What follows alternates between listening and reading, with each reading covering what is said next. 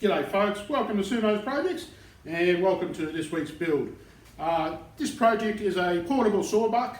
It's constructed from leftover materials, pallet wood, stuff I had laying about that was spare, and it's basically a platform to take out when you go and collect firewood. It's essentially designed for placing some adequate sized logs, taking your chainsaw, taking a series of cuts in different spots, and that will alleviate a lot of the stress of having to do that right on the ground. So there's certain features in this which are for safety, which we'll touch upon within the video. So if this is your first time to Sumo's Projects,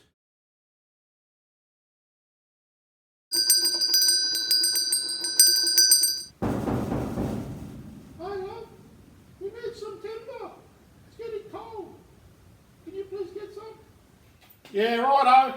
I'll bring some in. All right.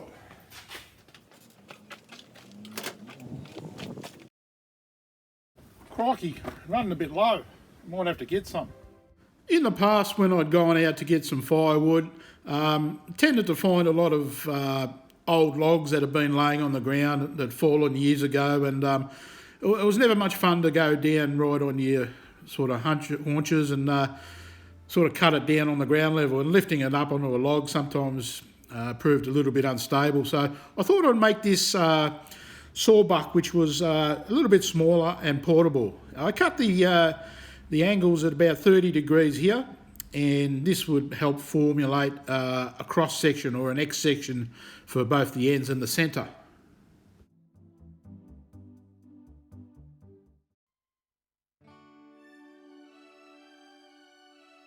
In order to understand where I was going to check out these boards, I had to place them here flat against another surface and mark out where the actual checking was going to be taking place. I then went over and lined up the saw blade with the pencil mark, and also drew a line here, as you can see, and that would indicate a rough gap of what I had to check out.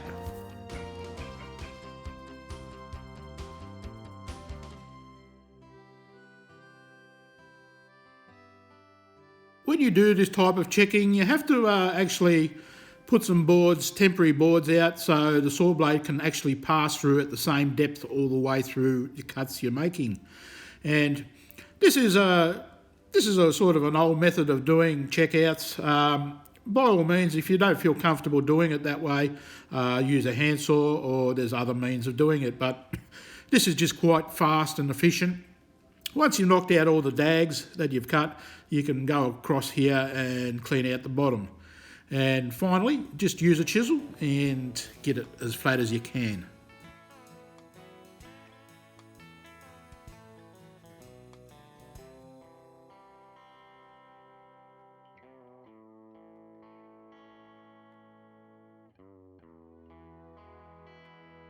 So the sheer simplicity of making something like this is it doesn't have to be perfect. Bit of glue, countersink a couple of holes, and then drive in some screws, and that's all the attachment that's needed for this project.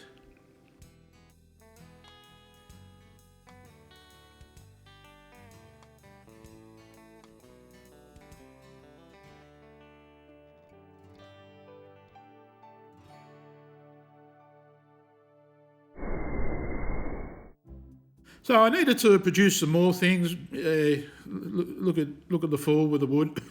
But yeah, so these next sections were going to bring these three cross bracings together. I flattened these out a little bit so I could get a bit better perspective on things, and then I ran them through the table saw. And because I'd cut, it was an approximate angle of about 30 degrees in which the cross sections were. So I then tilted the table saw blade to the same marking, and I did a bevel cut that way.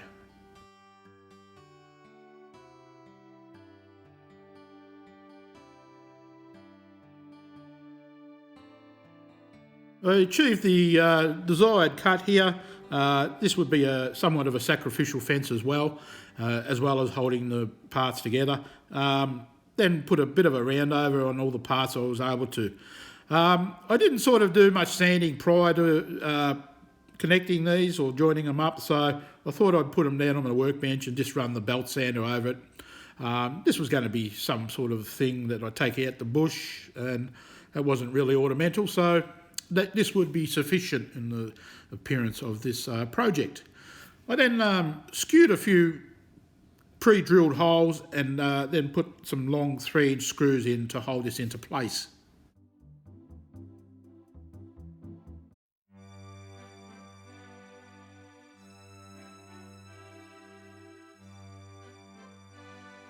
As I had previously mentioned, this was overall length of about 1 metre, and so I just added 2 ends, secured them, and then put in the centre section.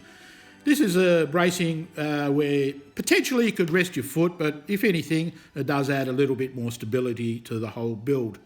For a finish, I was looking for a bit of a camouflage look here, because this was going out the bush, so I did find some green and black spray paint, and I thought this was a good contrast for a project of this nature. And at the end of the day, I was pretty happy I did choose to go with these 2 colours.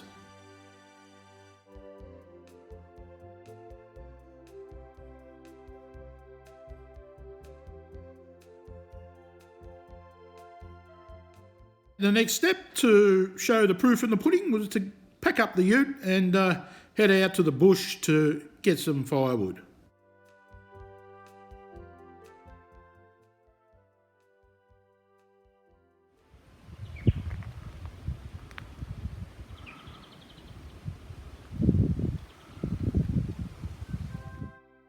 Victoria, you're able to go out, get firewood from designated areas certain times of the year, and you may as well make the most of it, because once again, it's one of those things that if it's for free, well, why not get some?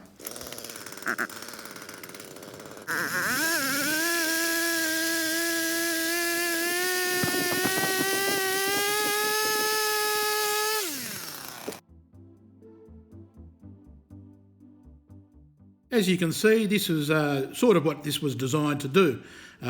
Once you had your dimension wood ready to go, all you had to do was fire up and take section cuts, and you always tend to try to cut to what's appropriate to the size of the fireplace you are using.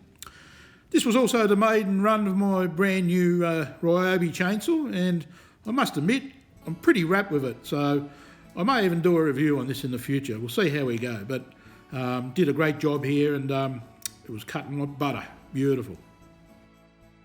Very much for watching.